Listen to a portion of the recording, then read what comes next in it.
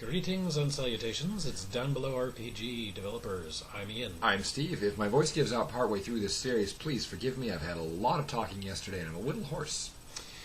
So, today we're going to talk to you not about tiny horses, but we're going to tell you how to make an interesting fight scene in our system. Now, we've gone into the fact that we don't have a specific combat system in this game, but fight scenes do deserve a little bit of special attention in how you set them up. Let's face it, they're dramatic. A lot of times they're what you realize is going on in the even in the dramatic series, looking at anime inspiration, both Cowboy Bebop and Rurouni Kenshin, while a lot of the meat is in the investigation and the interaction scenes, people remember the fight scenes the most. So we don't want to skimp on that.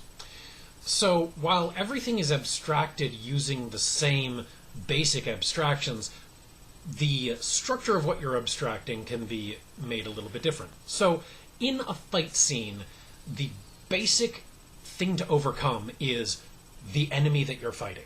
To that end, there's a couple of different ways you can resolve it, and I personally refer to this concept as zoom level. There are two ends of the spectrum. There is zoomed in, which is where, to put it very directly, at a zoomed in level, maximum zoom, every single trait use, whether success or failure, represents one exact exchange of blows. If the two of us are brawling and I punch Ian, that is one trait use right there, and the consequences are proportionate to this one moment.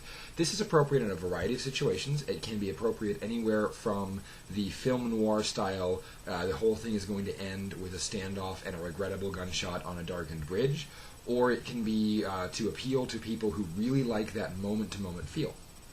On the other end of the spectrum is zoomed out.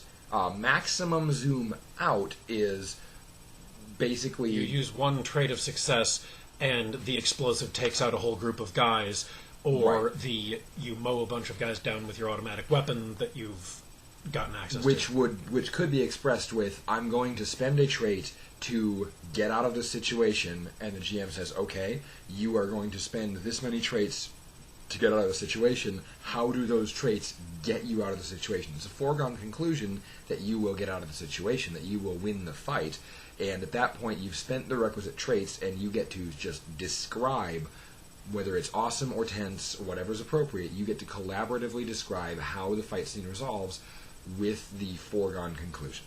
So the thing to question when setting up a fight scene is, what is the objective of that fight scene? And the secondary question is, what is your player group's preference?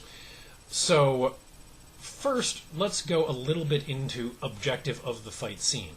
This is slightly different from, but involves knowing the objectives of the different characters in the fight scene. And for those objectives, you should probably use the behind-the-scenes tracking counter tracks that we've mentioned in previous episodes of our developer discussions as a tool for GMs.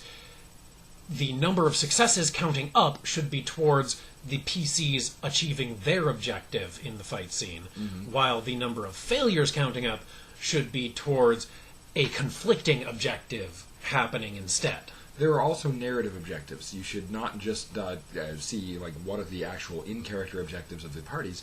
What is the narrative objective of placing a fight scene here? Is this a speed bump or delaying tactic, or is this one of the dramatic climaxes of the adventure? You have different things you're trying to accomplish by having the characters have their climactic showdown with the person responsible for most of the bad things that they didn't actually inflict on themselves.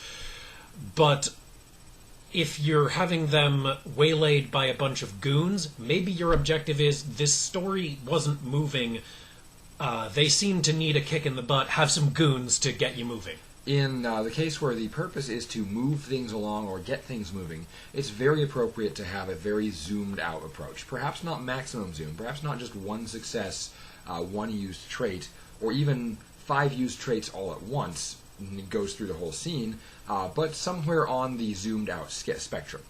On the other hand, if you're doing a climactic encounter, you're more likely to use a lot more detail.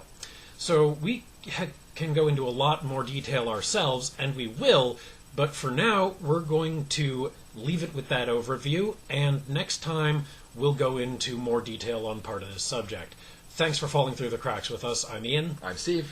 And please support us by liking, commenting, subscribing, tell us what you want to see more of, and hit us up on Patreon if you think we're doing a good job.